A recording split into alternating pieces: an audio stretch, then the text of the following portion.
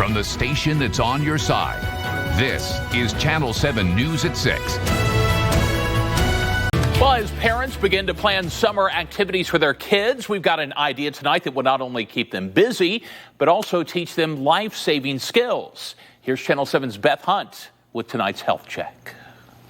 Just in case the unthinkable happens, it's good to know you'll be ready. That's the thinking behind the Safe Sitter class at Baptist Health. We teach a lot of things that it's not necessarily just for babysitting. They can use it at school, at church, in the home. This hands-on course teaches kids ages 12 to 14 about the different stages of children to help them when babysitting.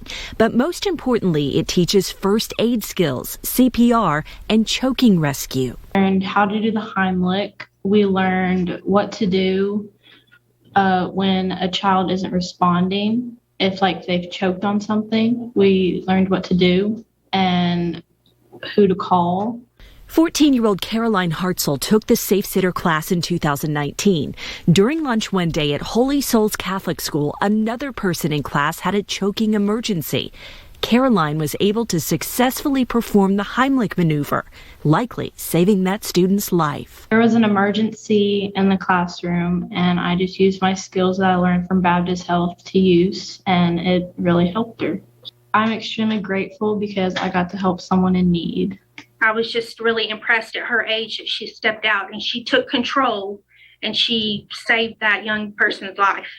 The Safe Sitter class will be offered this summer at Baptist Health. Caroline says she recommends it to anyone who wants to learn how to help in an emergency. I encourage them to go because you can make a lot of new friends, and the things that you learn there will carry on with you when you get older, and one day you can use it for someone in need.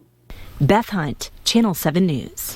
Hey, what a difference that could make. If you would like to register your child for the Safe Sitter class, just go to baptist-health.com and look for the Classes and Resources tab.